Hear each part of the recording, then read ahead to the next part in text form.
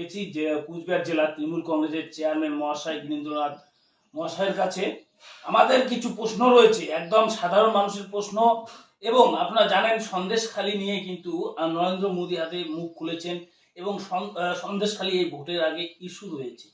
এই সন্দেশখালী আপনাদের ভোট ব্যাংকে কি প্রভাব পড়বে না? ইতিমধ্যেই কিন্তু পিকে, যে আপনাদের এক সময় ভোট ছিল, তিনিও কিন্তু বলেছেন যে এই সন্দেশখালী আপনাদের ভোটে প্রভাব পড়বে। আপনারা কি মনে করছেন?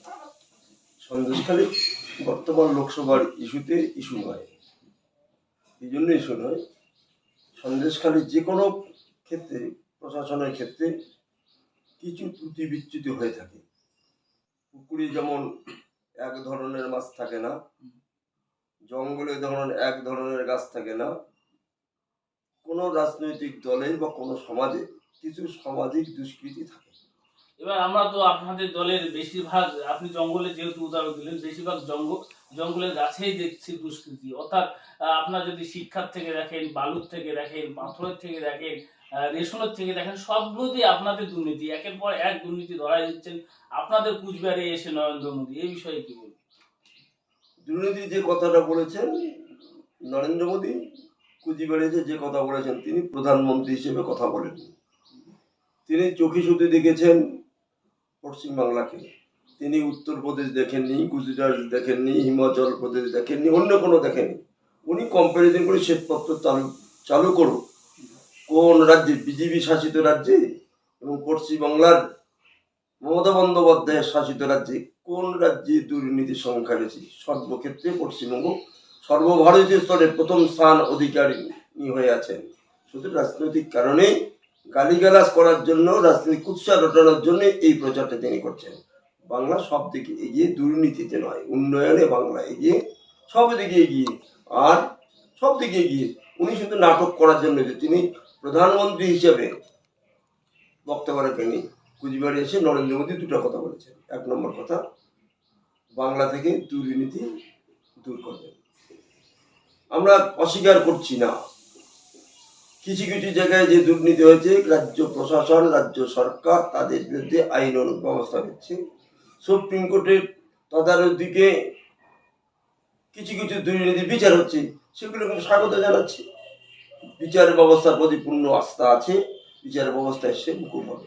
কিন্তু নরেন্দ্র মোদী তা করছেন। উনি গুজরাট, সবচেয়ে বড় প্রশ্ন, নরেন্দ্র একটা কথা বলুন, উনি প্রধানমন্ত্রী হয়ে দেশটাকে বিক্রি করতে চেয়েছেন। নীরব মোদী থেকে আরম্ভ করে যেসব শিল্পপতিরা আছেন, লক্ষ লক্ষ কোটি টাকা ব্যাংক ঋণ করে তারা বাইরে আছেন, তাদের নিয়ে কি করলেন?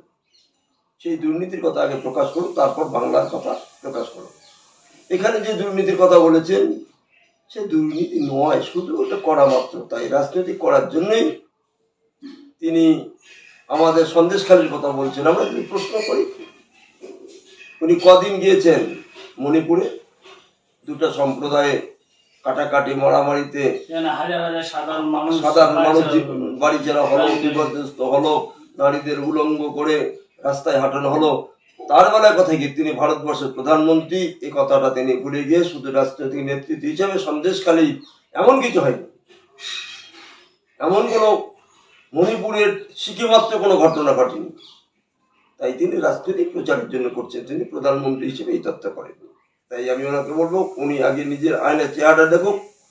ভারতবর্ষের উত্তরপ্রদেশ সে দুর্নীতি কি হয়েছে, যোগী আদিত্যনাথ কি করেছে, গরিব কি অত্যাচার, সেটা দেখুক, তারপরে বাংলায় এসে তদারকি করুন। এবারে আপনাদের কুচবিহারে কতটা আপনার চ্যালেঞ্জ মনে করছেন, কতটা জেতার সম্ভাবনা রয়েছে? আমরা দেখতে পাচ্ছি গত লোকসভা নির্বাচনে অনেক ভোটে আপনার পিছিয়ে রয়েছেন, 3% ভোট আপনার পিছিয়ে রয়েছেন, যেখানে হিন্দুরা ভাবছে আমাদের রাম মন্দির উদ্বোধন হলো, তারা কিন্তু এটাতে আপ্লুত। এই বিষয়ে আপনার কি মতামত রয়েছে? কুচবিহারে আমরা 100% জিতবো। কুচবিহারে আমরা 100% জিতবো। আমরা প্রায় লক্ষাধিক ভোটে কুচবিহার আসন আমরা জয়লাভ করব। আর যে রাম মন্দির কথা বলেছেন, রাম মন্দিরের ফানুস ফুটে গেছে। তারা রাম মন্দির নিয়ে, রাম তো সবার, রাম তো কোনো ব্যক্তির নয়। রামচন্দ্র ভারতবর্ষের জাতীয় পুরুষ, তিনি ভারতবর্ষের হিন্দু সনাতন ধর্মের 10 অবতারের এক অবতার। তার আদর্শ ভারতবর্ষের, কেন পৃথিবীর সমস্ত মানব সমাজ তার নীতি মেনে চলা উচিত এবং মেনে চলছে না। সেই রাম নিয়ে আমাদের প্রধান প্রশ্ন হচ্ছে, রামলালাকে পূজা করলেন কে? নরেন্দ্র মোদী। তিনি কি ব্রাহ্মণ? তাকে পূজা করলেন কে? নরেন্দ্র মোদী। তিনি কি ব্রাহ্মণ? আমরা বাড়ির কোনো পূজা অর্চনা যখন করি সেটা ব্রাহ্মণ দিয়ে করি, আমরা নিজেরা করি না। তাই প্রথমত ভারতীয় সনাতনী ব্যবস্থা, চিরন্তন যে ব্যবস্থাগুলো, তার কি করব, তার বিধি ভঙ্গ করেছে নরেন্দ্র মোদী। নরেন্দ্র মোদী রামলালার প্রাণ প্রতিষ্ঠা করতে পারে না। তার প্রতিবাদে 4 শঙ্করাচার্য, ভারতবর্ষের সনাতন ধর্মের প্রবক্তা রক্ষক 4 শঙ্করাচার্য, পুরীর শঙ্করাচার্য, দ্বারকা শঙ্কর, তারা বিরোধিতা করেছেন। প্রথমত হিন্দু ধর্মের তিনি বিরোধিতা করেছেন। তাই এই প্রসঙ্গে বলা যেতে পারে রাম মন্দিরের ফানস ফেটে গেছে। আর দ্বিতীয়ত প্রশ্ন, আর একটা কথা বিজেপি বন্ধুদের বা নরেন্দ্র মোদীকে আমি স্মরণ করিয়ে দিতে চাই, প্রধানমন্ত্রীকে, পূজা আগে হয়, তারপরে প্রসাদ বিতরণ হয়।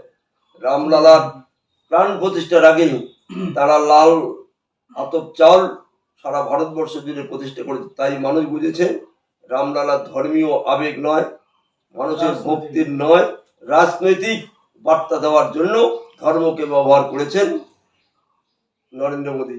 এ কথা ভারতবর্ষের মানুষ জেনে গেছে। আপনারা কিন্তু এখানে জেলা চেয়ারম্যানের কথা বক্তব্য শুনতে পারলেন, তার এখানে নিজস্ব বক্তব্য। এই প্রোগ্রাম আমরা এখানে শেষ করলাম। আপনারা যারা দেখছেন তারা প্রচুর পরিমাণে ভিডিওটি শেয়ার করবেন। ভালো থাকবেন, নমস্কার।